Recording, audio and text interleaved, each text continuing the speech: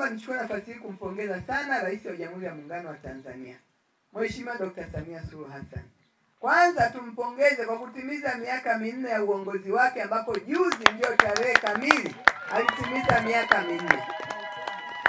Tunajivunia na kumpongeza kwa sababu katika miaka 4 hiyo Watanzania wamepata tabasamu, wana amani, wana furaha, wana utulivu, wana mshikamano, wana umoja.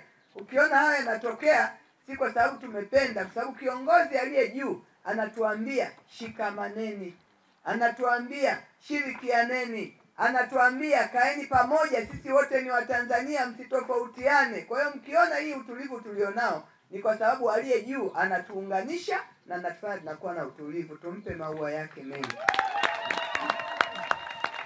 Lakini leo tunampongeza pia kipekee eneo hili la bonde la Makutopora kwa kuwa champion pia wa kutunza mazingira, hasa kulitunza bonde la Makutopora. Yeye aliendeleza harakati hizi za utunzaji wa bonde la Makutopora. Harakati nyingi tunazozifanya kwenye bonde hili la kupanda miti, yeye ndio alizianzisha. Mwaka 2017 yeye akiwa makamu wa rais alikuja kupanda miti Makutopora hapa na kuanzisha kampeni ya utunzaji wa bonde hili kwa kurudishia miti ambayo imeshaharibiwa.